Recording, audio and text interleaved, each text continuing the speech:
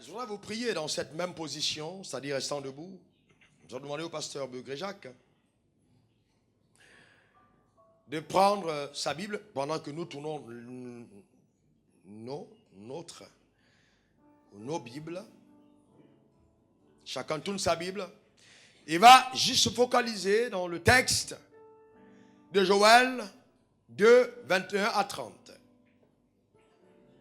Joël 2, 21 à 30, suivant attentivement la lecture de la parole de Dieu. Terre, ne crains pas. Sois dans l'allégresse et réjouis-toi. Car l'Éternel fait de grandes choses. Bêtes des champs, ne craignez pas. Car les plaines du désert reverdiront. Car les arbres porteront leurs fruits. Le figuier et la vigne donneront leur richesse. Et vous, enfants de Sion, soyez dans l'allégresse et réjouissez-vous en l'Éternel votre Dieu. Car il vous donnera la pluie en son temps. Il vous enverra la pluie de la première et de l'arrière-saison, comme autrefois. Les airs se rempliront de blé, et les cuves regorgeront de mousse et d'huile. Je vous remplacerai les années qu'ont dévoré la sauterelle, le gélec, le asile et le gazan. Alléluia. Ma grande armée que j'avais envoyée contre vous. Vous mangerez et vous vous rassasierez. Alléluia. Et vous célébrerez le nom de l'Éternel votre Dieu. Amen. Qui aura fait pour vous des prodiges. Et mon peuple ne sera plus jamais dans la confusion. Amen. Et vous saurez que je suis au milieu d'Israël. Que je suis l'Éternel votre Dieu et qu'il n'y en a point d'autre. Et mon peuple ne sera plus jamais dans la confusion. Après cela, je répandrai mon esprit sur toute chair. Vos fils et vos filles prophétiseront. Vos vieillards auront des songes et vos jeunes gens des visions. De même, sur les serviteurs et sur les servantes, dans ces jours-là, je répandrai mon esprit. Je ferai paraître des prodiges dans les cieux et sur la terre du sang, du feu et des colonnes de fumée. Pose ta main droite sur ton cœur. Père, merci pour la révélation de ta parole. Permets à toute personne, ce jour, qui écoute le son de ma voix, d'avoir accès à la pensée prophétique de la vérité annoncée en peu de mots. Merci d'amplifier dans le cœur la compréhension des Saintes Écritures par ton esprit, Seigneur. Je place une demande souveraine au devant du trône de la grâce, afin que me soit encore donné aujourd'hui la capacité d'enseigner, de prêcher, la parole vivante, de prophétiser. Éternel, la pensée de Dieu ce jour, que ta parole soit encore accompagnée de signes, de prodiges et de miracles, qu'elle agisse au-delà de notre présence ici, qu'elle touche tout ce qui est rattaché à notre existence, qu'elle attire tout ce qui devrait venir à nous et qui n'est pas encore là, et que cela éloigne tout ce que le diable a envoyé sur notre chemin, et que chacun d'entre nous vive pleinement le ciel sur la terre avant d'aller au ciel. Que quelqu'un dise Amen au nom de Jésus, Amen, Amen, Amen, Amen. Tu peux t'asseoir dans sa merveilleuse présence. Et voyez, nous avons commencé un séminaire sur la réalité de l'onction. Nous avons beaucoup entendu parler de l'onction. L'onction est un mot très populaire.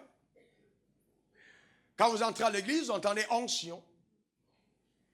Et souvent, beaucoup de personnes parlent d'onction sans bien comprendre ce que c'est que l'onction. Alors, nous avons défini l'onction comme étant une capacité surnaturelle. Dans une capacité qui vient d'en haut. Un revêtement divin que Dieu accorde aux croyants, à son enfant, pour accomplir le mandat qui est rattaché à son existence. Parce que chacun d'entre nous existe pour un but. Et ce but ne peut être atteint efficacement qu'avec le revêtement d'en haut. Oui. Oui, et donc, dans cette dispensation, nous sommes dans ce qu'on appelle la dispensation de la grâce. Nous avions eu, depuis l'innocence, la conscience, le gouvernement humain, la loi, la promesse, etc. Nous sommes à la loi, dispensation de la grâce. Mais la grâce, c'est quoi? La grâce, c'est une faveur. Dis faveur. Encore faveur. Mais aussi une capacité, c'est-à-dire, Dieu te rend capable de. Donc, dans la dispensation de la grâce, nous devons opérer avec l'onction. Parce que c'est une capacité. Dieu nous rend capable d'eux. D'accord? C'est pour ça que dans la grâce, il n'y a rien d'impossible. Parce que nous avons cru. Toutes choses sont possibles. Et vous voyez, aujourd'hui, le monde entier célèbre la Pentecôte. Et la Pentecôte, c'est quoi? C'est juste le fait que nous avons reçu l'effusion du Saint-Esprit.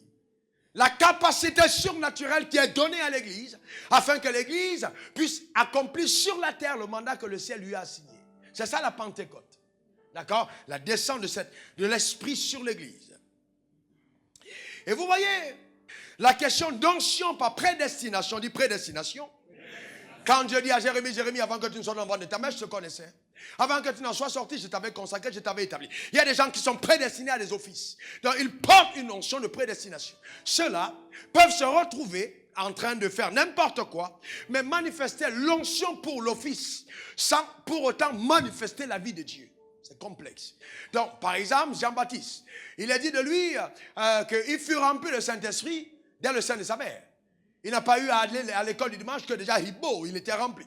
Il était revêtu de Saint-Esprit, il était rempli dedans, dans le sein de sa mère, d'accord? Quand même il est arrivé, Jésus est arrivé et qu'il a rencontré Jean-Baptiste, ils ont communiqué de ventre à ventre. Donc la mère portait Jésus, de l'autre côté, Élisabeth portait qui? Jean-Baptiste. Quand Jésus est arrivé, Jean-Baptiste a été secoué, tellement l'onction qui était en Jésus a fait bouger Jean-Baptiste à l'intérieur. Il y a eu quelque chose qui s'est passé. Ça, c'est la prédestination. Et normalement, ceux qui opèrent sur les 5 dons de ministère, apôtres, prophètes, évangélistes, pasteurs et enseignants, sont des dons de prédestination. Mais aujourd'hui, on a 600 pasteurs, je pèse vraiment mes mots. J'ai enseigné dans les écoles bibliques, je suis un formateur, je sais bien ce que c'est.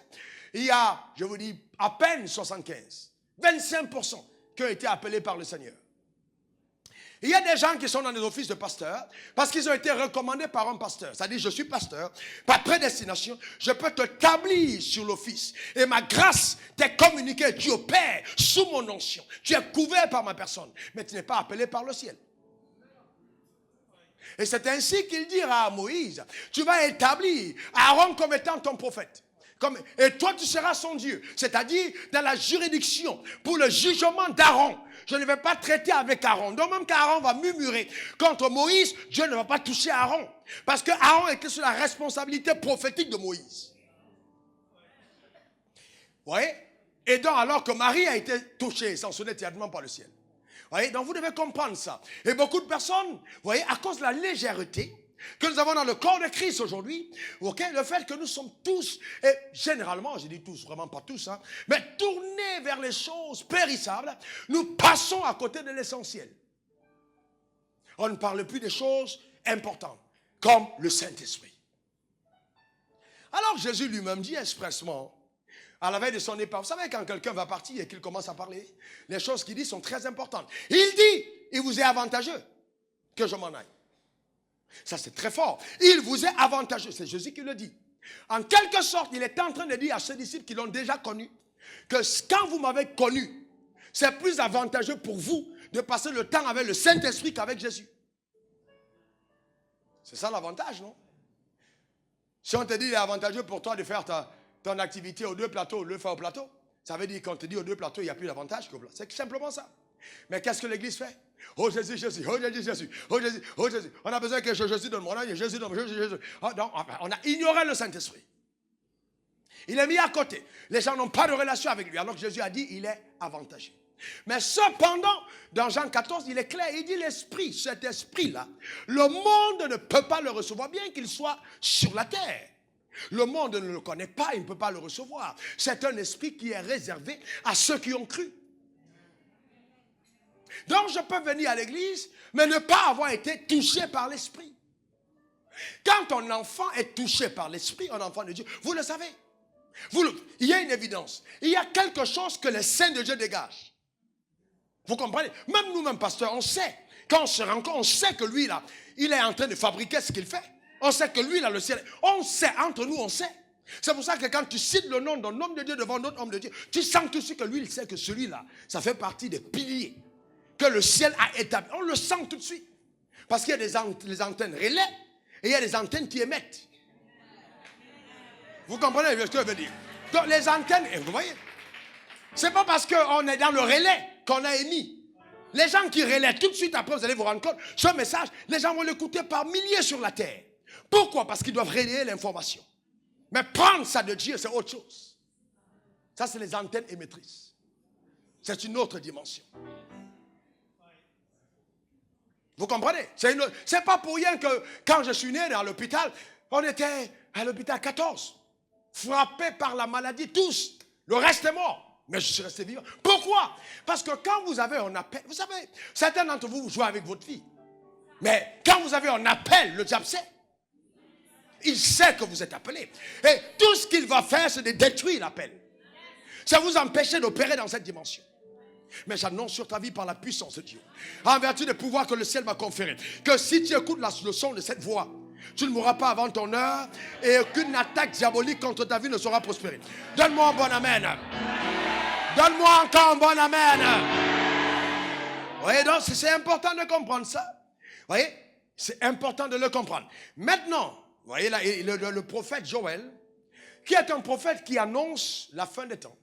Eh bien, ce qui allait se produire, dit à la terre, terre, ne crains pas, sois dans l'allégresse. Et il ne dit pas, homme, il dit terre. Il ne dit pas, homme, il dit terre. Et il parle même aux animaux, il dit, soyez heureux. Et il parle aux arbres, il dit, réjouissez-vous. Parce que, vous voyez, la saison arrive où la confusion va s'arrêter. D'accord? Où ça veut dire qu'il y aura l'émergence d'une race nouvelle, d'une église nouvelle, qui sur la terre va manifester la plénitude de ce que l'homme avait été dans le jardin d'Éden. C'est-à-dire, on verra des hommes, mais qui feront les espoirs de Dieu. Souvent, quand on y a une femme, faible d'apparence, mais puissante de l'intérieur. Pourquoi? Parce que, justement, en ce jour-là, dit le prophète, je répandrai de mon esprit sur toute chair. Quand le Saint-Esprit descend sur un homme, il n'est plus un homme. Il devient un Dieu sous la forme d'homme.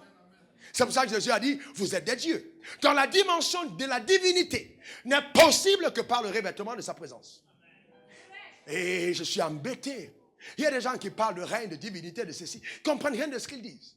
Vous écoutez le message, il est plat, il n'y a aucune connaissance. Vous savez, la divinité, c'est autre chose. On a parlé de 3 facteurs importants. Le facteur de la foi, le facteur de la prière, le facteur de l'onction. Qui sont des facteurs très importants pour la divinité. Maintenant, suivez-moi très bien. Chaque personne appelée par le ciel a une onction rattachée à son existence. Que ce soit un homme d'affaires, que ce soit un footballeur, que ce soit un peintre. Et vraiment, je prie que notre entendement s'ouvre et que Dieu suscite des peintres dans cette assemblée. Ouais, si tu as ce don, il faut y aller. Parce que si on achète ton tableau un jour à 185 milliards, ce sera plus facile de construire les églises partout. Quelqu'un n'a pas compris de quoi je parle. Imaginez un seul moment que Picasso était né de nouveau. Vous voyez ce que ça peut faire pour le royaume. Mais nous sommes tellement ensorcelés, voilés, vous voyez, par l'évangile de petitesse qu'on nous a prêché, phagocyté notre esprit, sectarisé notre raisonnement, encerclé notre existence, que finalement, nous restons simplement dans l'évangile de non, il faut aller au-delà, mon ami. Est-ce que quelqu'un comprend de quoi je parle? Dis à ton voisin, ce n'est pas seulement le riba. Ce n'est pas seulement le kende de bokose. Il y a quelque chose d'autre. Est-ce que quelqu'un est avec moi? Est-ce que ça va? Mais cependant, ce matin, je voudrais parler de l'importance de Riboko C'était. Allez, on va parler du parler en langue. Le parler en langue. Quel rôle le parler en langue joue dans l'onction?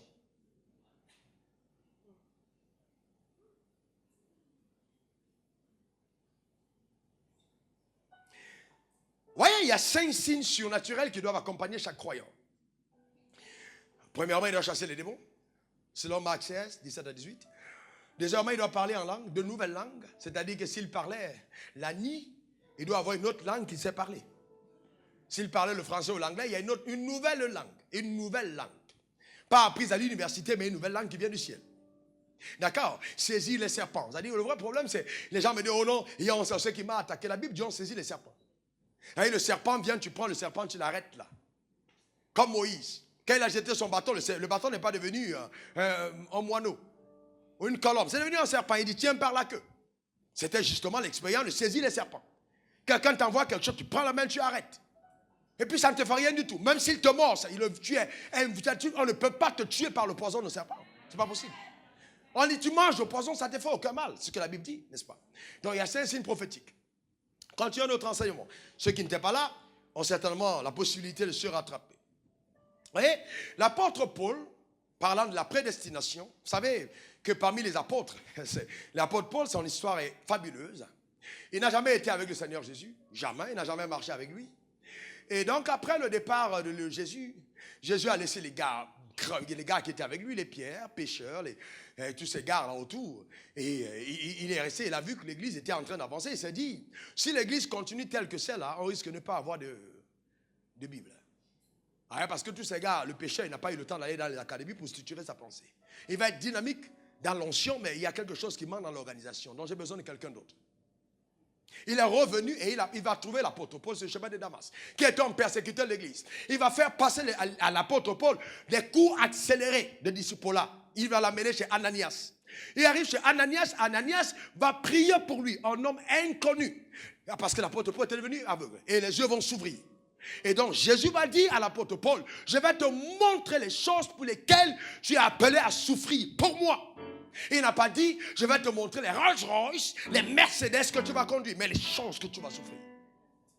En quelque sorte, tu as persécuté mon église, mais moi je ne vais pas en retour te faire du mal. Je vais t'appeler à souffrir pour Dieu.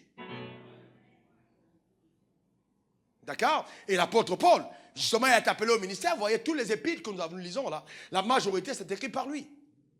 Un homme extrêmement puissant, qui a défié Pierre, confronté par le courage, en disant, hé Pierre, ce que tu es en train de faire, c'est pas normal. Tu manges avec les païens, maintenant quand les gens arrivent, tu fais semblant de ne pas. Non, il était courageux. Structuré dans sa pensée. C'était ça l'apôtre Paul. Maintenant, qu'est-ce qu'il dit? Quand il est appelé par prédestination. Ce genre d'appel là, c'est la prédestination. Vous comprenez, il est prédestiné. Mais malgré le fait qu'il soit prédestiné, regardez ce qu'il dit. Tournez vos Bibles dans 1 Corinthiens 14. Je vous recommande de le lire entièrement à la maison entre midi et 2. Comme dessert. Est-ce que quelqu'un comprend de quoi je parle? Donc laissez le dessert tiramisu ou alors ananas, mangue et tout ça. Prenez ce dessert qui vous permettra d'être plus équilibré encore. Est-ce que quelqu'un est avec moi? Vous y êtes? 1 Corinthiens 14, ça va? Regardez ce que l'apôtre Paul dit. Il dit, je désire que vous parliez tous en langue. Il dit, je désire quoi? S'il vous plaît, vous savez que quand vous répétez, ça m'encourage. Je désire quoi? En quelle langue? Très bien. Les nouvelles langues ou les anciennes? Il dit, mais plus encore que vous prophétisiez. Ouh là là, le temps manquera. Mais plus encore que vous prophétisiez. Celui qui prophétise est plus grand que celui qui parle en langue. À moins que ce dernier n'interprète pour que l'église en reçoive l'édification. Donc quand la Bible dit que celui qui prophétise est plus grand que celui qui parle en langue, il le dit ici dans le sens de celui qui parle en langue dans l'assemblée. Parce que quand je suis là, imaginez qu'il y a un païen à côté de moi, il peut fuir. Vous comprenez? Il se dit, mais c'est quoi ça? Je suis en train d'aller à l'église, les gens sont en train de faire la sorcellerie. C'est normal, c'est trop étrange pour lui. Donc il dit, à moins que celui qui parle en langue est quelqu'un qui interprète. J'ai été dans les réunions où on était dans la présence de Dieu. Quelqu'un se lève ici.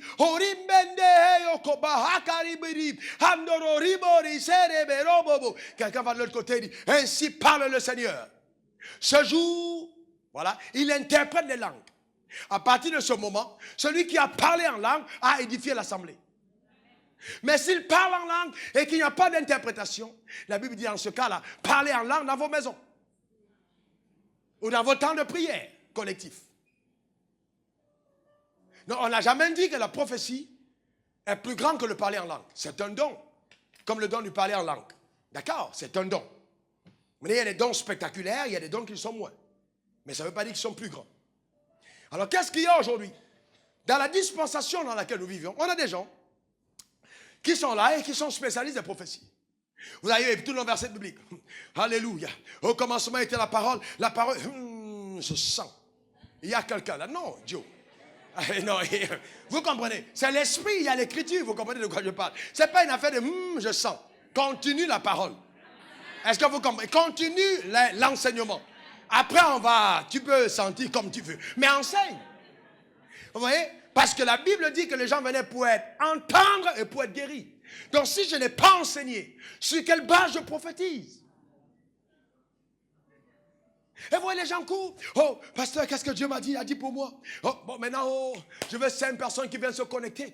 Dieu dit qu'il va relâcher une onction, que les gens apportent 2,5 millions. Et puis, les gens courent. Non. Mais parce que les gens ne sont pas profonds, ils ne comprennent pas, la divination, la manipulation. Parce que quelqu'un peut te dire la vérité sans dire ce qui est de Dieu. Les marabouts, allez au Bénin, allez au Cameroun, allez par même ici. Les gens vous disent tout. Je sais comment t'habiller, je connais la couleur de ton slip, je connais le numéro de ta voiture. Ça, c'est petit. Chaque démon, chaque fois que quelqu'un naît sur la terre, il y a un esprit qui est mis derrière lui. De la même manière que l'ange se met derrière toi quand tu es de nouveau, l'enfant envoie un démon qui connaît toute ta vie. Quand on appelle seulement ton nom, on dit Yacine, pof, tout le fichier sort. Parce qu'on a toutes les informations sur ta vie. Donc les féticheurs vont consulter la banque de données de l'enfer pour révéler ce qui est sur toi, pour t'épater. Et une fois que ça arrive, il est puissant, il est puissant. Non, c'est pas une parole de connaissance, ne veut pas dire qu'on est puissant. Bien aimé, dans l'église, normalement, les gens à côté, t'as dit ton voisin, peut s'asseoir à côté de toi, et puis il est là, il dit, Joe, je sens que, voilà, le Seigneur me dit de te dire. Il te passe son message, sans faire de bruit.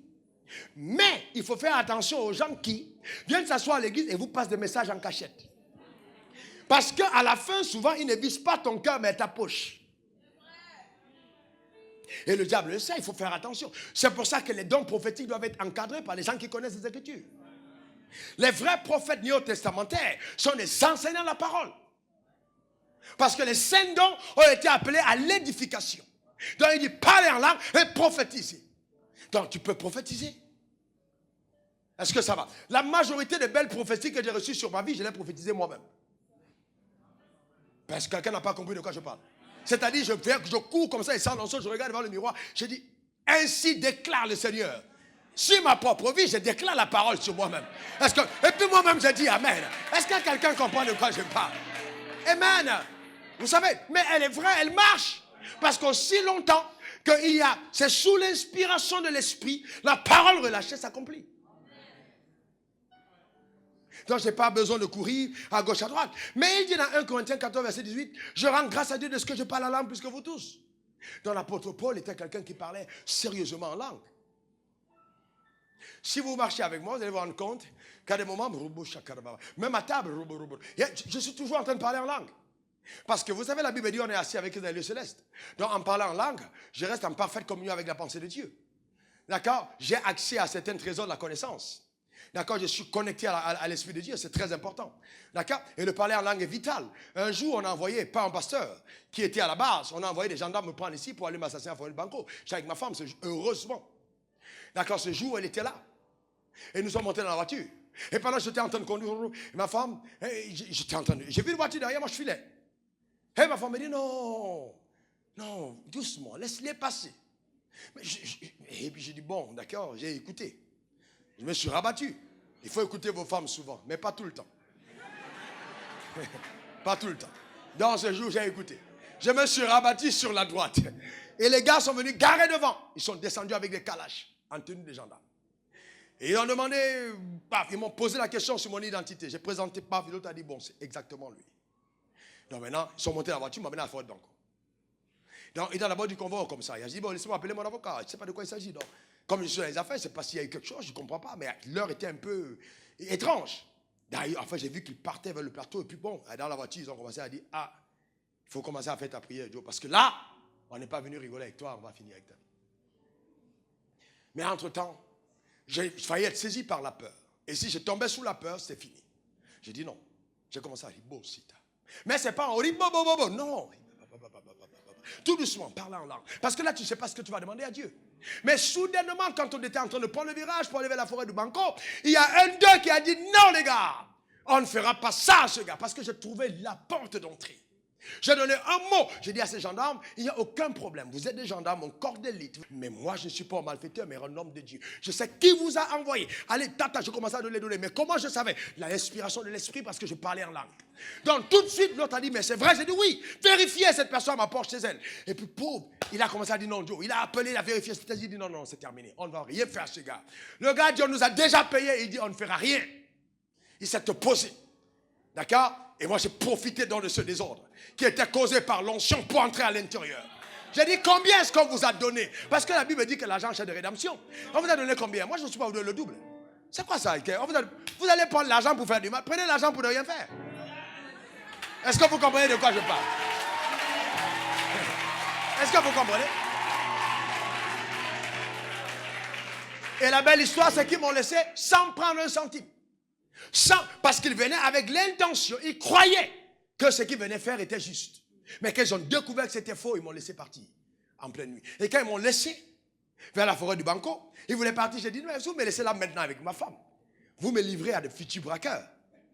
Donc, mais je demande maintenant à ceux qui sont venus nous faire du mal de stopper un taxi pour nous pour qu'on parte sous leurs yeux. Donc ils sont venus nos protecteurs dans la forêt. À cause de quoi? Du parler en langue. Vous comprenez de quoi je veux dire? Ça, c'est très important. Donc, le parler en langue est extrêmement important dans la vie du croyant. Extrêmement. Bien aimé, vous devez apprendre à parler en langue. Si vous ne parlez pas, désirez-le.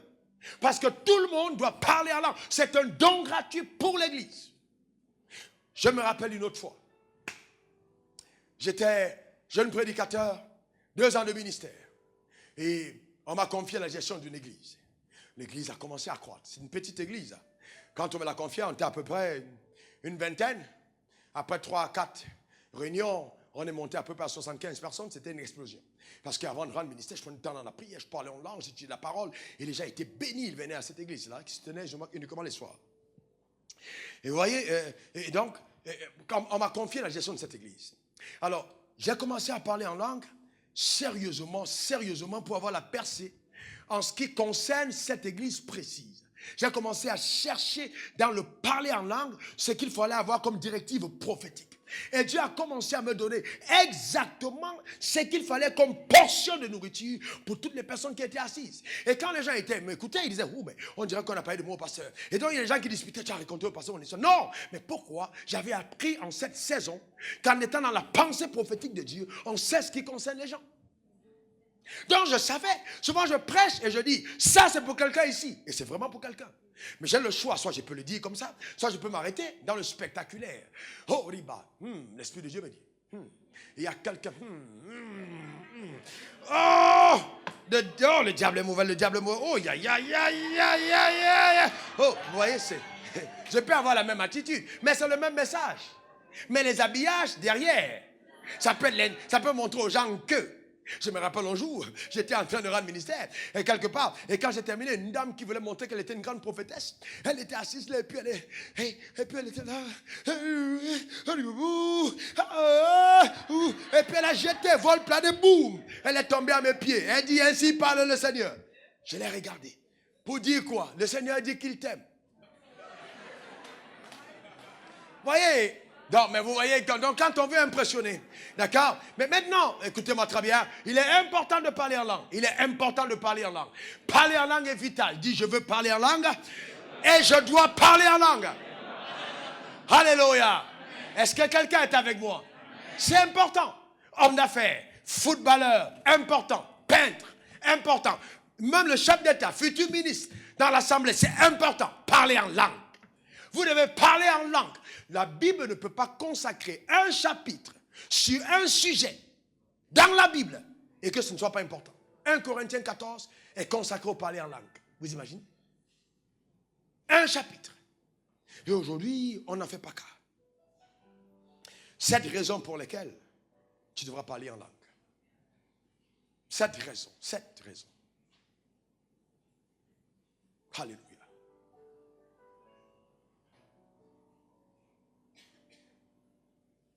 Amen. Première raison, c'est une merveilleuse promesse de Dieu. Le parler en langue est une merveilleuse promesse de Dieu. Bien aimé, si Dieu est bon, il ne peut pas nous promettre de mauvaises choses. Donc s'il nous a promis le parler en langue, c'est parce qu'il est bon. Oh, dit après moi, le parler en langue est une bonne chose. Et maintenant, Acte 1, verset 8, il dit, vous recevrez une puissance.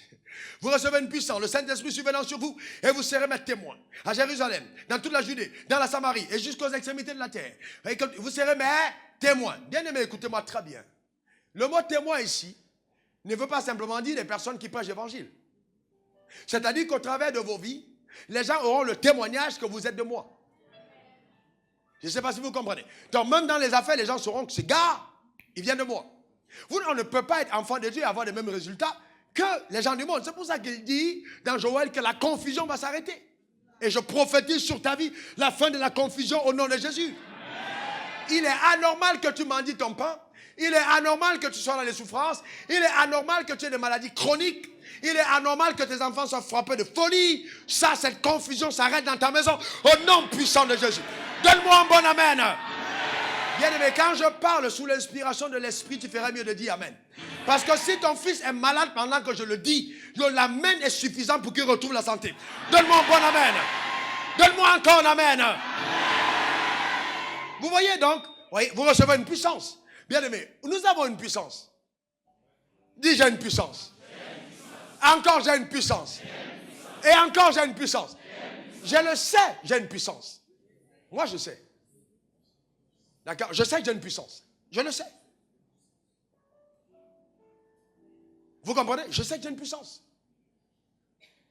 Cette puissance, on n'a pas le temps de te montrer ce qu'elle est capable de faire. Elle te protège de tes ennemis, elle te donne une capacité incroyable, elle te donne la force, elle te donne le discernement. C'est une puissance extraordinaire. Extraordinaire.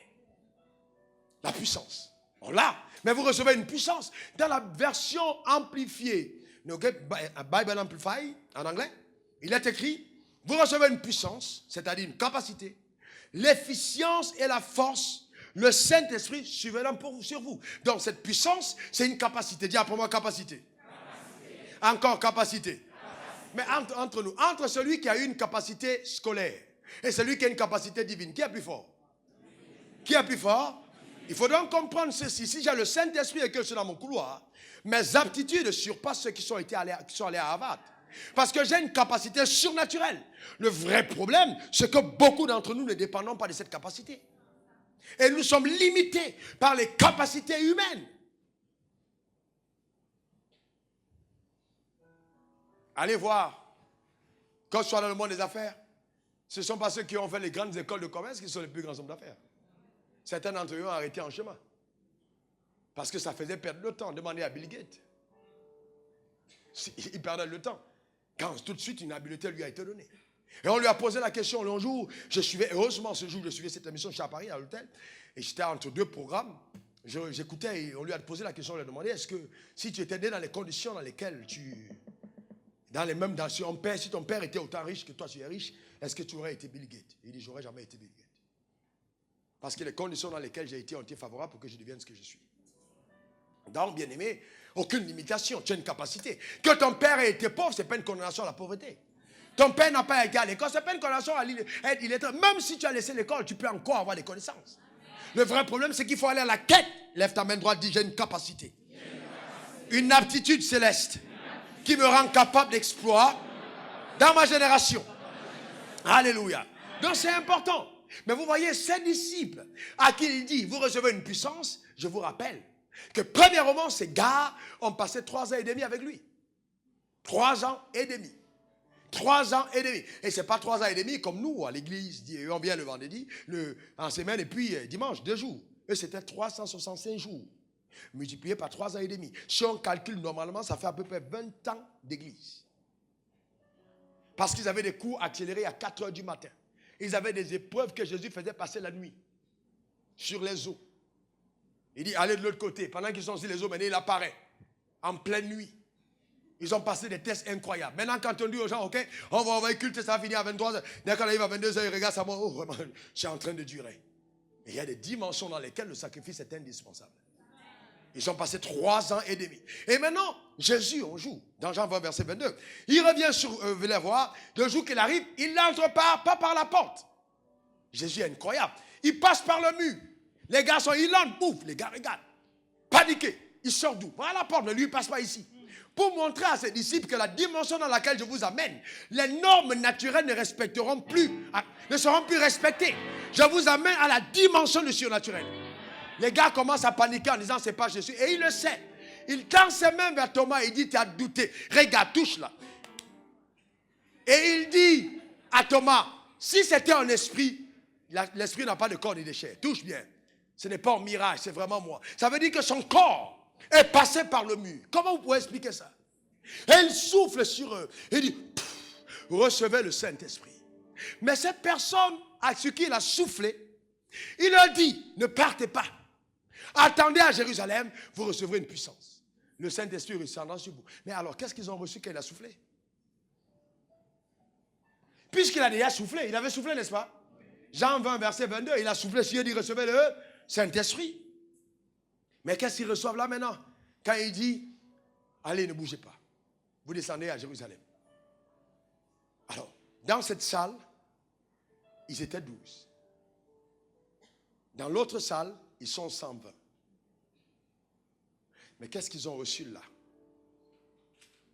Ou du moins, nous pensons qu'ils sont 12. Mais peut-être qu'ils étaient plus. Mais là-bas, ils sont 120, clairement notés. Mais qu'est-ce qu'ils ont reçu de l'autre côté? C'était quoi? C'était le Saint-Esprit ou c'était un souffle? Jésus a dit quoi? Recevez-le. Est-ce que quelqu'un peut lire le texte? Tu as la levé. Lis le texte, Jean 20, verset 22. Oui. Après ces paroles, Parfait. il souffla sur eux et leur dit, Oui. recevez le Saint-Esprit. Qu'est-ce qu'il a demandé? Il a soufflé, il a dit quoi? Recevez le Saint-Esprit. Vous voyez qu'il a soufflé. Il a soufflé. Quand on dit qu'on voit les évangélistes, il souffle. Ça vient de là aussi. Il a soufflé. Recevez le Saint-Esprit. Mais ceux-là, ok? Recevez le Saint-Esprit. Au verset qui suit, il dit, ceux à qui vous pardonnerez les péchés, ils leur seront pardonnés. je vous rappelle qu'il leur donne la capacité à ceux-là de pardonner les péchés aux gens. Dans le Saint-Esprit en question, ici qu'ils reçoivent, est-ce que c'est vraiment le Saint-Esprit? Qui dit que ce n'est pas le Saint-Esprit, c'est un souffle qu'ils ont reçu. Quels sont ceux qui pensent que c'était le Saint-Esprit? Levez la main. Quels sont ceux qui pensent que c'était quelque chose d'autre? D'accord? Ok. Donc là, c'est le Saint-Esprit. Mais ils font là une expérience que chaque personne doit faire avant de prétendre aller recevoir le parler en langue. L'expérience qu'ils font ici est l'expérience de la nouvelle naissance. Souvenez-vous qu'ils ont marché avec Jésus. Mais on ne pouvait pas naître de nouveau sans que Jésus ne meure. Donc Jésus est mort. Quand il revient, la loi est arrêtée. On est dans la grâce. Pour qu'ils puissent maintenant transiter de la loi à la grâce, ils doivent recevoir Jésus. Donc ils ont marché avec le maître, mais Jésus revient pour dire, maintenant, je vous introduis dans le royaume. Recevez le Saint-Esprit. Donc là maintenant, il laisse de nouveau. Mais il dit, je vous ai appelé à des tâches précises. Ce Saint-Esprit que vous venez de recevoir est insuffisant.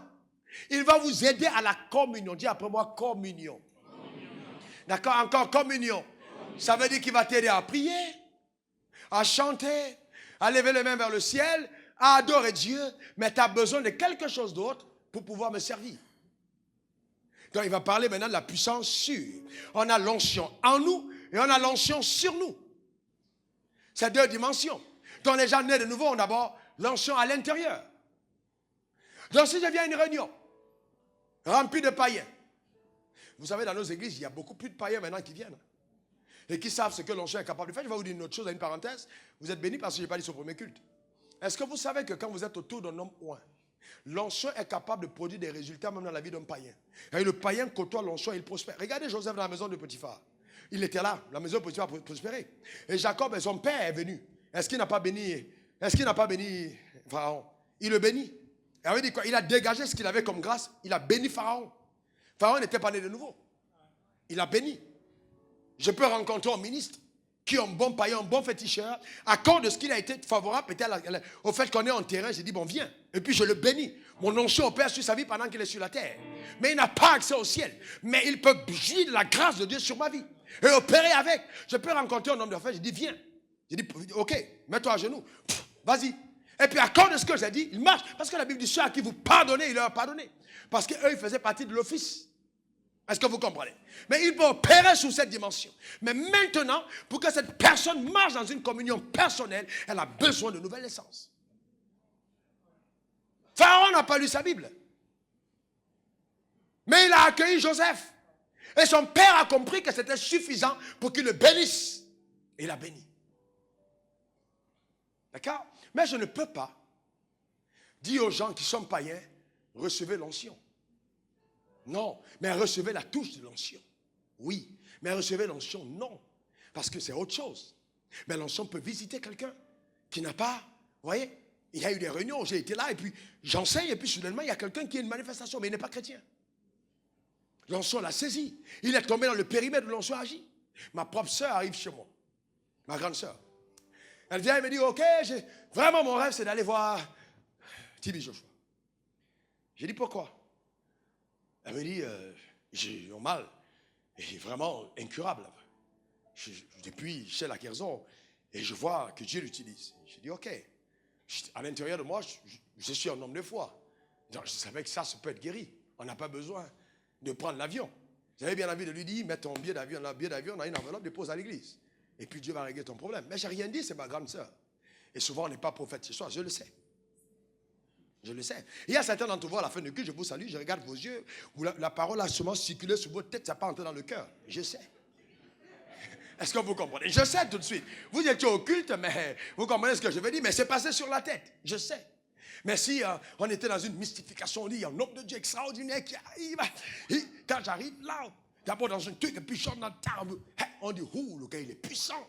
Et puis je commence à tourner autour du pupitre pendant 15 fois, et puis je dis, ouvrez vos bibles. On dit, Joe, aujourd'hui c'est grave, c'est gâté dans le coin. Voyez, parce que, vous comprenez ce que je veux dire? Vous comprenez ce que je suis en train de dire? Parce que nous, les Africains, on est habitués à ça, même l'être humain. Donc ma soeur est là, elle a été avec moi. On dit, il est appelé, c'est vrai, elle aime bien mon ministère, mais Joe, ma guérison, je vais aller là-bas. Donc elle est couchée dans la chambre en bas, moi je suis en haut. Et la nuit donc, pendant que moi j'ai prié dans ma chambre pour elle, la nuit, un ange apparaît dans sa chambre. Elle a une visitation de l'ange, parce qu'elle était dans le périmètre de mon onction. Dans ma maison, vous devez comprendre que quand vous êtes loin, quand vous êtes un enfant de Dieu, ne laissez pas n'importe qui dans votre périmètre. Ceux qui entrent chez vous jouissent de votre grâce. Même la servante, même le chauffeur, même tout le monde autour de toi bénéficie de la grâce de ta enfance. Ça, c'est clair. Donc, avant de faire entrer quelqu'un, il faut bien savoir qui c'est. Parce que quelqu'un qui est dans ton périmètre de ton onction peut aussi livrer ta vie. C'est pour ça que quand on a attaqué Jésus à l'extérieur, on ne l'a pas attaqué. Mais dès que Jésus est sorti, il a fait entrer. Parce qu'il avait le code pour entrer dans l'onction de son maître. Et dans cette nuit-là, un ange descend dans sa chambre. Elle voit l'ange. Et l'ange lui dit, je suis venu te guérir. Et l'ange lui dit, ton frère, le serviteur du travail, il se repose. Et en vision, elle me voit en haut, je suis en train de me reposer. On dit, il est occupé. Et il y avait donc deux personnes, d'après ce que nous avait dit, qui bloquaient la porte d'entrée parce qu'il y a un escalier. L'ange est venu dire, on est venu régler ton problème. Tu as mal où? Elle a montré. Il a descendu la main. Il a touché, il a enlevé le mal, et puis dès le lendemain, le mal avait disparu. Pourquoi? Ce jour-là, il était dans le périmètre de mon onction. Mais comme se trouvait quelque chose qui était contraire au royaume et que la grâce de Dieu avait été invoquée sur sa vie, Dieu a intervenu en songe. Combien de personnes dans la salle, même ici, m'ont vu en songe venir faire des choses chez eux? Pourquoi? Vous devez comprendre que dans le périmètre de l'onction, quand Dieu veut agir sur la terre, il y a des gens dont il prend le corps. Parce que la terre n'est plus son domaine d'action. Il a donné la terre au Fils de l'homme. Donc il y a des gens dont il récupère le corps. Donc quand tu vois un nom de Dieu qui est dans ta chambre, c'est pas lui. Souvent l'ange prend son visage parce que tu es familier à son visage. Comme ça, quand il te le voit, tu sais qu'il s'agit des choses de Dieu. Voyez? Donc il apparaît et puis il parle et il s'en va. Donc c'est Dieu qui vient emprunter le vase. Donc les corps dont Dieu se sert pour opérer ne sont pas des corps. Vous voyez? Il a mis à part. D'accord? Donc, vous voyez, le parler en langue est une merveilleuse promesse. Lève ta main droite vers le ciel, dis, je dois parler en langue. Alléluia, l'apôtre Paul parlait en langue. Dis après moi, l'apôtre Paul parlait en langue. Et je dois parler en langue. Vous voyez, donc il y a deux expériences. Il y a l'expérience de la nouvelle naissance. Il y a l'expérience du revêtement de l'esprit. C'est deux expériences différentes. Là, on a acte 2, versets 1 à 4. La Bible dit, tout à coup, il vint du ciel comme un bruit. celui devant impétueux. Et il remplit toute la maison. Ils étaient où ils étaient assis. Des langues semblables à des langues de feu leur apparurent, séparées les unes des autres. Et ils se posaient sur chacun d'eux. Et ils furent tous, il faut souligner, remplis du Saint-Esprit. Et se mirent à parler en d'autres langues selon que le Saint-Esprit leur donnait. Est-ce que certains ont été baptisés ou ils ont été tous baptisés? Il fut quoi? Je ne vous entends pas derrière. Je ne vous entends pas bien? Ok. Tous ont été baptisés. Est-ce que tous ont parlé en langue? Mais regardez, c'est dans votre Bible. Et ils font quoi? Et se mirent à parler en d'autres langues. En quelque sorte, le baptême a été confirmé par le parler en langue. Regardez dans Acte 10, versets 46 à 44 à 46. Acte 10. Tous ceux qui écoutaient la parole. Là, il a parlé vraiment comme la religion. Tous les fidèles. Mais qu'est-ce que la Bible écoutaient la parole. Très bien, parce que ce n'est pas une question de je suis fidèle. Est-ce que j'écoute? Le Saint-Esprit est descendu sur ceux qui écoutaient. Pas pour ceux qui étaient fidèles. Tu peux avoir ta carte de membre, mais ne pas être connu par le ciel ou être absent à la réunion. Il y a des gens qui sont assis, mais ils sont absents. Mais ce jour-là, ceux qui étaient présents en esprit, c'est-à-dire ils écoutaient. Le Saint-Esprit est descendu sur eux. Alors, trouvez-moi et comprenez-moi bien. Chaque fois qu'un homme ou un parle, et que vous entendez sa parole, il y a un transfert de grâce qui s'opère de sa vie ou du ciel par lui dans votre vie. Mais parce que j'écoute la parole. Est-ce que quelqu'un me comprend? Parce que j'écoute. Mais si je n'écoute pas la parole, il y a des choses que je n'ai pas. Donc si je viens à une réunion et qu'on ne me fait pas écouter la parole, et il n'y a que des prophéties, je suis en danger. J'hypothèque mon futur. Parce que ma foi est bâtie sur la parole que j'entends et non les prophéties que je reçois. Aucun problème pour la prophétie. Je prophétise. Mais il faut d'abord écouter la parole. Acte 19, 1 à 7. Pendant qu'Apollos était à Corinthe, tenez-vous bien dans Acte 19, Paul, après avoir parcouru les hautes provinces de l'Asie, arriva à Éphèse. Ayant rencontré quelques disciples, il leur dit, avez-vous reçu le Saint-Esprit quand vous avez cru? Et il leur répondit, nous n'avons pas même entendu qu'il y ait un Saint-Esprit. Continue. Et il dit, de quel baptême avez-vous été baptisé? Il répondit, du baptême de Jean. Continue.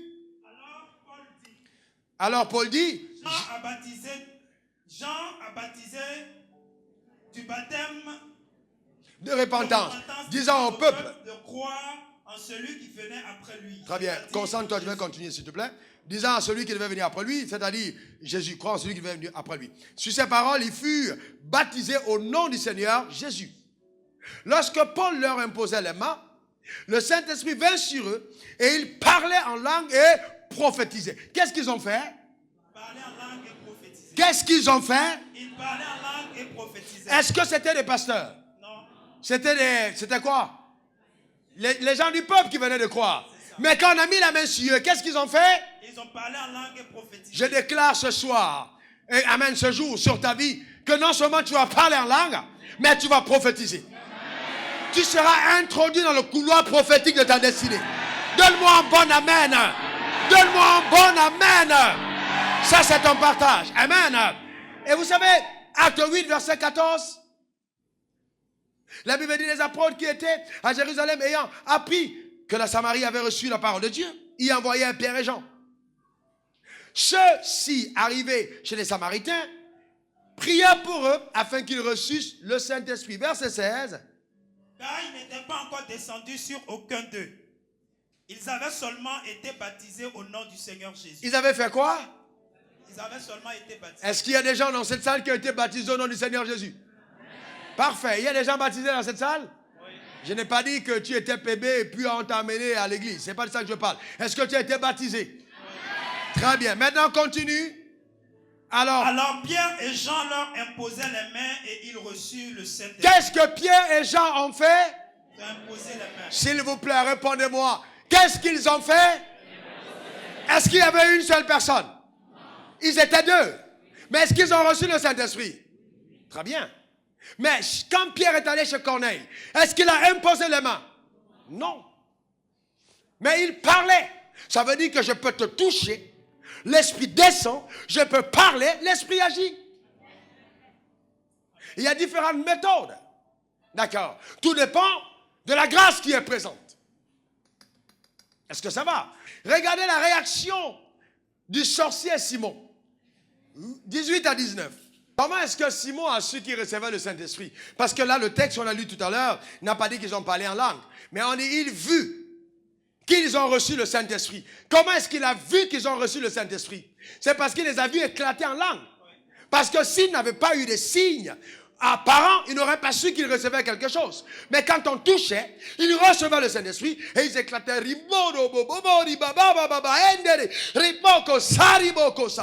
Mais vous voyez, je reviens sur mon histoire. Quand j'enseignais dans cet endroit, un jour, 2 ans après ma conversion, alors j'ai organisé le baptême du Saint-Esprit. J'étais déjà enseignant la parole. J'étais à l'école biblique. Et on était 23 personnes dans la salle. Alors, je commençais, qui voulait recevoir le baptême du Saint-Esprit. Je commençais à me poser les mains. J'avais plus 3 jours de jeûne à sec. Et je me posais les mains ce soir là. Tout le monde. Alors, la 23e personne ne parlait pas en langue, c'était moi. Je mets les mains sur ma tête, j'attends. Je mets les mains sur ma tête, rien. Les autres, et j'étais le seul qui ne parlait pas en langue. Mais je n'ai pas dit à l'assistant que je ne parlais pas. Parce qu'il n'aurait pas cru. Vous comprenez? Donc moi, je suis venu, j'ai dit, on va parler en langue ici maintenant. Donc j'ai prié, et il parlait en langue. Mais j'avais un problème. C'est 1 an plus tard, tandis que j'étais en Sierra Leone. Vous voyez, que maintenant j'ai dit au Seigneur, dans ma chambre, j'ai dit, papa, ce que je vais vous enseigner par la suite, quand j'ai découvert ça, j'ai dit, il me faut parler en langue. Il me faut parler en langue. Le Seigneur m'a dit, c'est par la foi que ça marche. C'est par la foi que ça marche.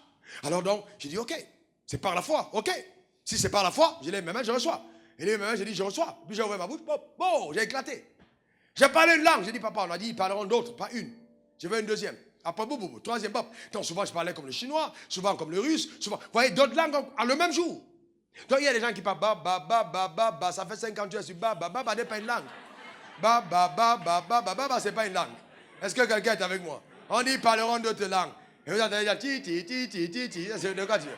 Amen, il faut bien prier, amen, il faut bien prier. C'est pas ti, ba, il faut parler en langue. Ribo, c'est des benderi, au koriba hendere bo, ça c'est. Et les bekete, au kolondo di bahendere, la baba, au koloto di bahendere bohonda, chanderi baba. Amen, je dois parler en langue parce que c'est une promesse formidable de Dieu. Deuxièmement, je dois parler en langue parce que c'est l'évidence du baptême du Saint-Esprit. C'est l'évidence. Donc, la preuve que je suis baptisé du Saint-Esprit, c'est que je parle en d'autres langues.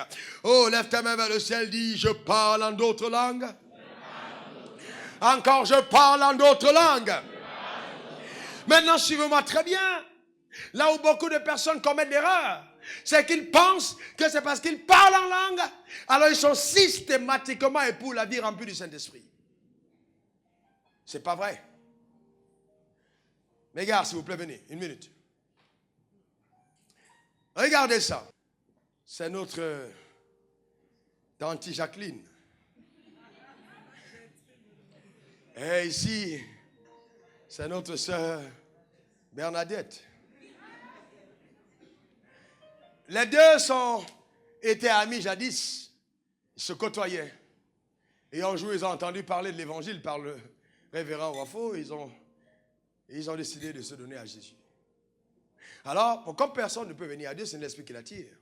Le Saint-Esprit est descendu en eux et a déposé la sémence du ciel. Et leur cœur a été changé. Le cœur de pierre est devenu un cœur de chair. Et là, maintenant, ils peuvent aller à l'église, lire la Bible, danser. Le soir, ils ont envie de lire la Bible. Elles chantent, elles dansent, elles sont devenues chrétiennes. Elles viennent à l'église normalement. D'accord?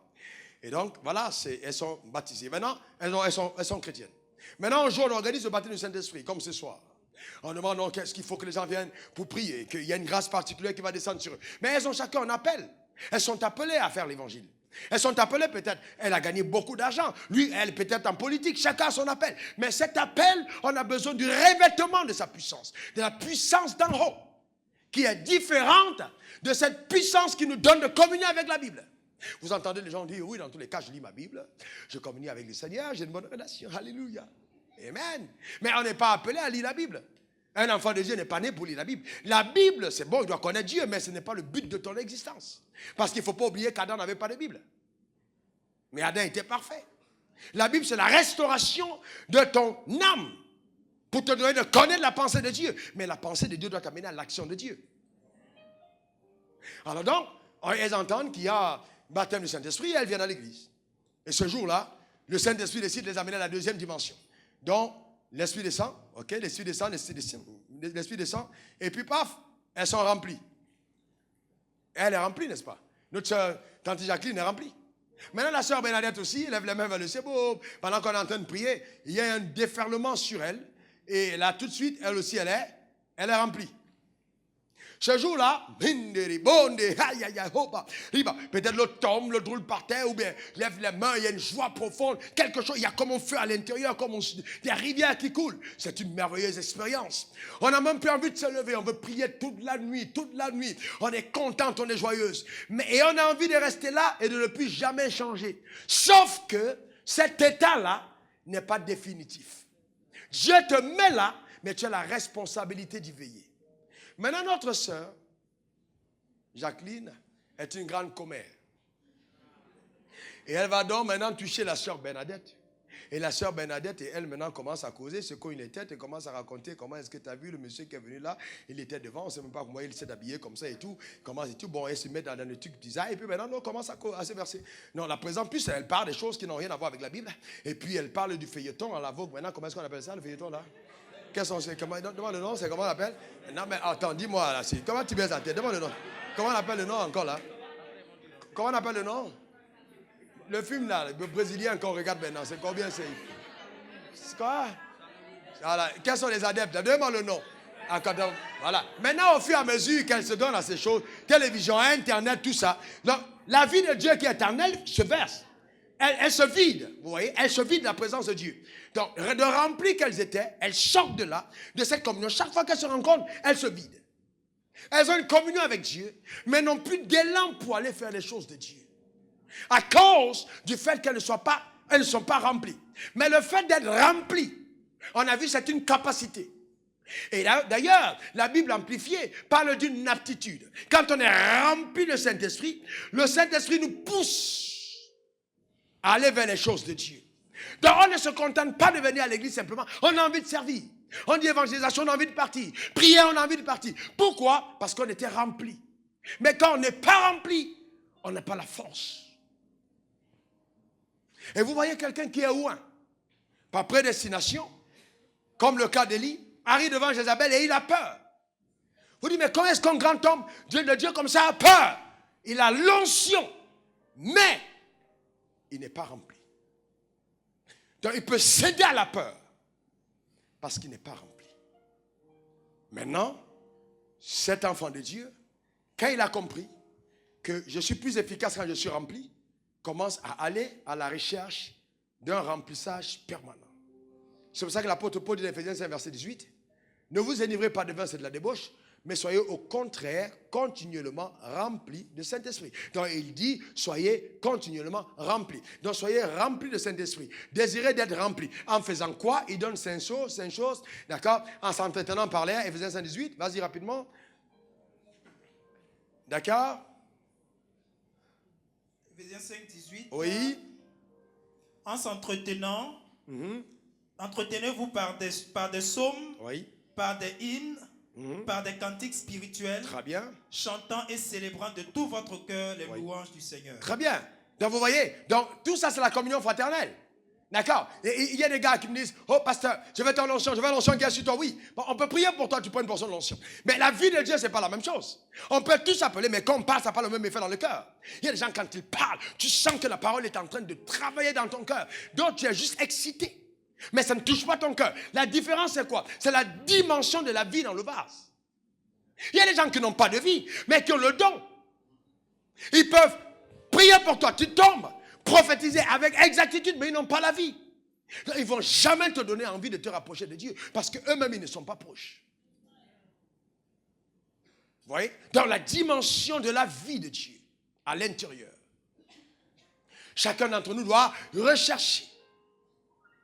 Être rempli. Donc quand on est rempli, on est revêtu d'une capacité d'en haut, une aptitude qui nous pousse à aller très loin dans les choses de Dieu.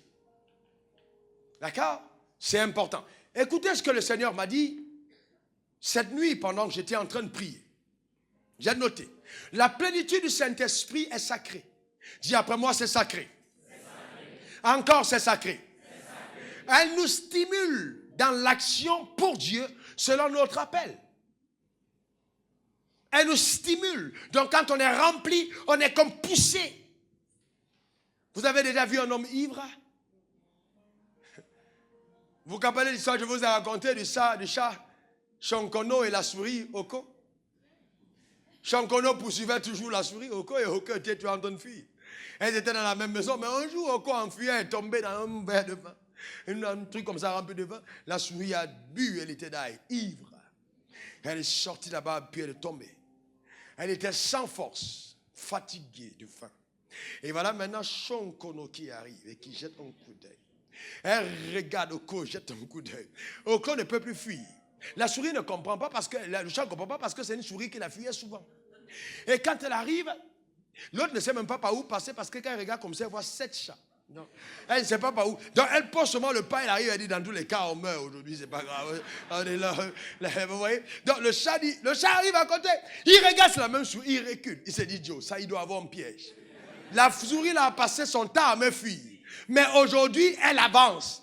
Donc à la fin, la souris, le chat a commencé à fuir. Pourquoi? Parce que cette souris était changée en une autre souris par l'effet du vin. Mais le vin du Saint-Esprit est en effet encore meilleur.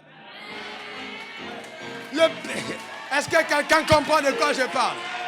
Alléluia. Le diable avait dit, il avance. Et puis tu es là, tu dis, gamin, on y va, on y fonce, on fonce. Tu ne sais pas ce que tu fais. Il y a des exploits que j'ai fait dans le ministère. Un mois après, 1 an après, 2 ans après, je me suis demandé si j'étais normal. Je me suis dit, mais qu'est-ce qui m'a pris ce jour-là? Où est-ce que j'ai eu cette audace? Comment est-ce que j'ai osé faire ça? Comme un jour, je prêchais, j'ai dit aux gens, il va pleuvoir dans 15 minutes. Ouh, dans 15 minutes. Et il faisait chaud. Mais comment tu peux dire des choses pareilles si tu n'es pas sûr que... D'abord, ce n'est pas toi qui dis, il y a quelque chose qui te pousse à dire. Et puis les 15 minutes, les gens commencent à guetter les mondes pour voir. Tu comprends ce que je veux dire? Mais quand 15 minutes plus tard, on entend... on dit, hey, mais c'est pas toi. Tu vois, tu te dis, mais s'il n'y avait pas plu. Mais c'est pourquoi c'est l'audace quand on est rempli. C'est-à-dire, le courage est indispensable pour notre appel. Même dans le domaine des affaires, il y a des actes qu'un homme d'affaires, s'il ne pose pas avec courage, il y a un palier de richesse qu'il n'obtient pas. Mais il y a la sensibilité à la voix. Tu peux être en train de prier, le Seigneur te dit, lève-toi, habille-toi. Va voir un tel, va chez lui tout de suite. Appelle-le. Oh papa, non, venu. Il dit, appelle-le. Oui, mais si tu es à cette dimension, tu peux avoir peur. Mais là, rempli, tu dis, j'appelle. Tu as la force, tu as la capacité d'aller faire ce que Dieu te demande. C'est pour ça que Dieu veut qu'on soit rempli. Vous voyez? On soit rempli du Saint-Esprit. Et moi je dis, le problème que nous avons dans nos assemblées, c'est qu'on a imposé, on a mis l'huile uniquement sur les prophètes, uniquement sur les pasteurs.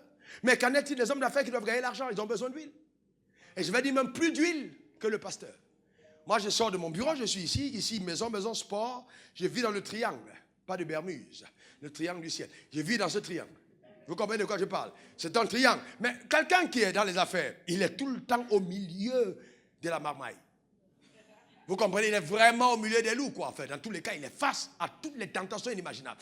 Donc, si c'est le pasteur qui est revêtu, et que lui, dans le monde des affaires, n'est pas revêtu, il est grillé. J'ai vu des hommes d'affaires plonger dans des choses incroyables parce qu'ils n'ont pas l'esprit.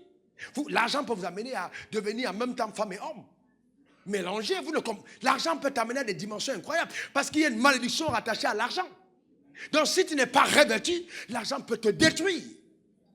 Et il y a des personnes pour lesquelles, quand ils prient, rends-moi riche, Dieu dit, s'il te plaît, je vais te garder. Tu n'auras pas l'argent maintenant parce que tu n'as pas le bagage qu'il faut pour l'argent. Vous voyez? Donc c'est important de comprendre. Donc on a besoin de revêtement. Lève ta main vers le ciel et dis, Dieu, j'ai besoin de ton revêtement. Aide-moi à être rempli continuellement pour faire ton œuvre. Alléluia. Troisième chose, celui qui parle en langue, ok, s'édifie lui-même. Quand je parle en langue, en parlant en langue, regardez cette illustration. Je parle en langue, vous voyez là à vos places. Je verse, vous voyez, la vie de Dieu en moi. Parce que quand je parle en langue, je m'édifie. Donc en parlant en langue, je peux me remplir. Alors les gens me demandent, mais comment tu fais? Tu pêches 3 cultes, tu es toujours avec la même âne et tout, mais comment tu fais? C'est simple. Je parle beaucoup en langue. Parce que quand je parle en langue, j'ai l'énergie. Vous voyez, je charge mes batteries. Vous voyez, la Bible dit, celui qui demeure à l'ombre du Très-Haut. Il fait quoi? Et très bien. On n'a pas dit celui qui transite. Il y a des gens qui transitent dans la présence de Dieu, ils ne sont jamais dedans. Transitent le dimanche, pendant 2 heures et à peine ouvrent. Souvent ils viennent en retard, 45 minutes, ils font 1h15 et ils sont partis. Ils ont transité. Ils n'ont pas demeuré.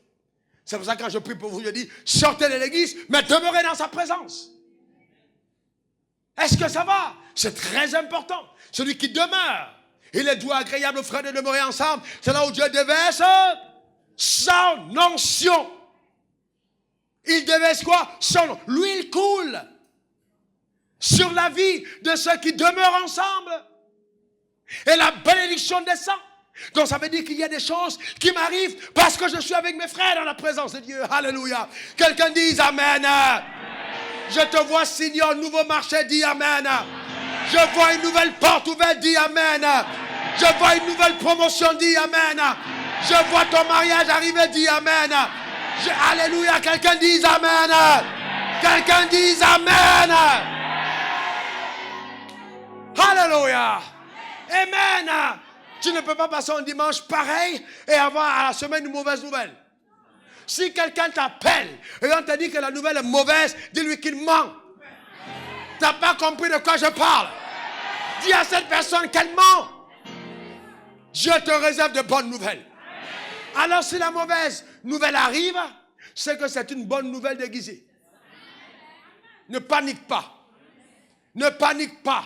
Quand on a dit aux 2 sœurs de Lazare que Lazare était mort, c'était une mauvaise nouvelle. Mais elles ne savaient pas que la mort de Lazare allait les rendre populaires en Israël et jusqu'aux extrémités de la terre. Parce que si Lazare n'était pas mort, on ne parlerait pas d'eux avec tant d'insistance dans la Bible. Cette mort est arrivée pour les amener à une autre dimension de gloire. Quelqu'un me dit son bon amen. Si quelqu'un t'a fermé une porte, c'est le portail qui va s'ouvrir. Tu n'as pas compris de quoi je parle. Est-ce que quelqu'un est avec moi? Est-ce que quelqu'un est avec moi? Si on t'a volé une promesse, c'est le ciel qui va venir. Écoute, est-ce que vous êtes avec moi? Il dit, je restaurerai les années que les sauterelles ont mangées. J'appelle sur la vie de quelqu'un ce matin, la restauration totale des années que tu as perdues au nom puissant de Jésus. Dis-moi Amen. Donne un bon Amen. Donne un bon Amen. Je déclare que la confusion dans ta vie a cessé. Dis Amen. Dis Amen. La confusion est arrêtée. Dis Amen. Ta vie passe à un autre niveau. Ta vie passe à une autre dimension. La grâce de Dieu descend sur toi. Le ciel est ouvert sur ta vie. Au nom suprême de Jésus. Dis un bon Amen. Dis un bon Amen. Lève ta main droite. Dis-moi, Raoul Wafo, je suis changé à une autre personne. À une autre personne. Je passe dans une autre dimension. J'opère avec l'onction. La grâce de Dieu est sur ma vie. Je ne suis pas venu sur la terre accompagner les autres.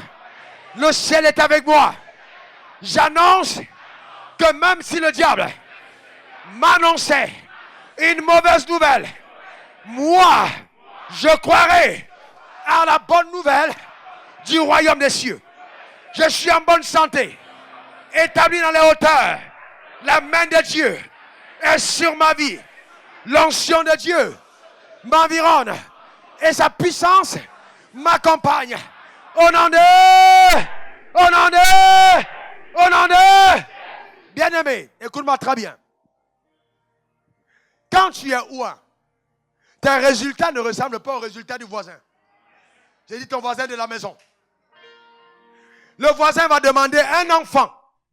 Mais toi, le ciel t'a promis une génération, une postérité. Donc ton problème, c'est qu'il faut arrêter de voir les choses comme les enfants. Parce qu'à cause de l'onction de Dieu qui est ici ce matin, même si tu n'étais pas enfant de Dieu, tu as passé ce culte dans notre présence, je déclare sur ta vie que cette huile se répand sur toi au nom puissant de Jésus. Je te vois marcher dans les traces d'Abraham au nom de Jésus. Quelqu'un dise Amen. Quelqu'un dise Amen. Bien-aimé, quand l'huile est présente, elle guérit le corps, mais elle guérit aussi la poche. Parce que chaque fois que Jésus a guéri quelqu'un, sous l'onction, il dit, donnez-lui vous-même à manger. Alors j'annonce que la poche qui était percée maintenant est cousue. Et que tes greniers sont remplis d'abondance par la puissance de Dieu. Quelqu'un dise Amen. Quelqu'un dise Amen. Alléluia. Il faut s'attendre à des choses que l'homme ne peut pas faire. Il faut s'attendre à des choses que l'homme ne fait pas faire. Le problème, pour beaucoup d'entre nous, c'est qu'on n'a pas suivi les directives de l'esprit. On n'a pas suivi. Vous voyez, la Bible dit, il mangera son pain à la sueur de son front, n'est-ce pas? C'est pas ce qu'il a dit dans Genèse? Répondez-moi s'il vous plaît. Est-ce que c'est pas ce qu'il a dit dans Genèse? Mais dis à ton voisin, ça c'était Genèse. Encore, ça c'était Genèse. Bien aimé, vous ne pouvez pas vous asseoir sous la grâce que Dieu m'a donnée et continuer de faire les efforts comme les païens. Non, non, non. Dieu m'a dit clairement qu'il m'envoyait dans cette nation pour annoncer la parole de foi. Et c'est reconnu par tous les hommes de Dieu qui me connaissent sur la terre que cet homme a reçu un don de foi. C'est-à-dire que quand on me côtoie, il y a des choses incroyables qui se produisent à cause de sa grâce. Récemment ici, chez mon ami le pasteur Mohamed Sanogo, et avec son programme, on avait aussi reçu ici le révérend Espérance. Et puis il y avait le vieux Mamadou Kambiri qui était là, notre aîné à tous dans la francophonie. Et je suis allé le voir. Et dès que j'étais dans sa présence, il m'a fait attendre longtemps, il n'était pas encore arrivé. Dès qu'il est arrivé, il a fait sortir tout le monde, il a commencé à prophétiser. Il m'a dit, Dieu me dit de te dire d'écrire un livre de plus de 200 pages. 200 pages où tu vas parler de la foi. Il t'a établi dans la francophonie comme étant le Kenneth Hagin de cette génération. Il a commencé à parler. J'ai noté sur mon portable, mot après mot, après mot, après mot, après mot. Et il me dit, nous tous, nous reconnaissons, même tes amis, ils savent tous que Dieu t'a donné cette grâce et tu l'as. La francophonie a les regards tournés vers toi, enseigne cette génération sur la foi. Est-ce que vous me comprenez? C'était une confirmation terrible. Entre-temps, on priait au staff en disant, quel est le premier livre qu'on sort? Et le ciel dit la foi. Vous ne pouvez pas imaginer, bien-aimé, ce que Dieu est capable de faire. Tu peux pas être là et tu continues de croire en Dieu pour 1 million. C'est trop petit. Change. Change. C'est trop petit. Change. Va à un autre niveau. Est-ce que quelqu'un m'entend? Crois en de plus grandes choses. Un homme de Dieu, un frère en Christ que je connais, ici, il y a 7 ans, 8 ans, il a entendu parler de moi, il est venu me voir. Quand il est venu me voir, au départ, il voulait de l'argent. Il a posé un problème. Et Dieu m'a donné la conviction, je lui ai remis, c'était 40 millions, il avait besoin, je lui ai donné. Et il m'a dit, il a commencé à me parler de sa vie. J'étais tellement choqué, parce que son pasteur lui avait dit que si tu obtiens les sommes qui dépassent déjà les 100 millions, tu risques d'aller en enfer. Et j'ai regardé le gars, j'ai eu mal pour le pupitre qui le nourrissait. Je ne lui ai pas demandé de quitter son église, parce que je ne fais jamais ça. Je lui ai dit, écoute, tu sais, chacun a sa grâce. Ton pasteur est à ce palier, mais là où tu es, tu as besoin de coucher à un autre niveau. Je vais t'aider. Et quand j'ai commencé à le coacher, j'ai renvoyé chez son pasteur. J'ai dit, ok, il vient. Il dit, non, va donner quelque chose ici à ton pasteur. Tu es dans cette église, va donner quelque chose à ton pasteur. Et je vais vous dire, pour raccourcir, à moins de 3 ans, même pas 3 ans, c'est moins de 2 ans. Ce gars, il y a plein de sociétés ici dehors qui ont été rachetées sous son nom. Enfant de Dieu. Sa femme née de nouveau. Mais pourquoi? Il était limité par l'autel. Parce qu'on lui a dit ça, les enfants de Dieu ne peuvent pas aller à ce niveau-là. Bien, mais quand l'onction descend sur toi, tu fais des choses extraordinaires. Et je veux prier pour toi ce soir, pour que tu ailles dans ton couloir. Pour que tu marches avec ce revêtement. Nous célébrons la venue de l'onction sur la terre. Donc il est important que chacun d'entre nous puisse avoir le revêtement du Saint-Esprit et parle en d'autres langues. Certains d'entre nous, ce sera probablement à la maison. On va, peut-être maman est venue le soir, certains vont être baptisés. parler en langue. D'autres ce soir vont éclater en langue. Mais ce qui est sûr, c'est que c'est un don. On n'a pas besoin d'un concours pour pouvoir l'avoir. Lève ta main vers le ciel. Et dis après moi, je reconnais que j'ai été appelé par Dieu. Et que j'ai une alliance avec le ciel. Par le sang de Jésus. Ma vie est rattachée au ciel. Mon existence a été planifiée, écrite et consignée dans les livres de Dieu. J'appelle sur ma vie, en vertu du pouvoir que le ciel m'a conféré, l'existence de chaque jour, béni de chaque promesse, béni de chaque grâce, béni de chaque capacité, béni et de toute la faveur dont j'ai besoin pour marcher sur la terre et accomplir ma destinée. Je reconnais que ce n'est pas à l'effort physique, à la sueur de mon front dans cette dispensation que j'ai juré des promesses de Dieu, mais c'est par la foi. Alors j'annonce, c'est terminé les années de pleurs, c'est terminé les années de souffrance. Je crois en la faveur. Là où les gens mettent 15 ans, je mettrai 15 jours. Là où les gens mettent 10 ans, je ferai 10 heures. Car je sais que la faveur qui est sur ma vie me rend capable d'exploits incroyables. Je reconnais aussi que tout appel est un appel au service. Je vais servir les intérêts du royaume des cieux. Je vais participer à l'avancement de son règne, à la construction de chapelles, à l'achat et au sponsoring de l'évangile. Oh Dieu, voilà mon appel sur la terre. Je parlerai de toi aux autres. Je suivrai ceux qui sont sauvés.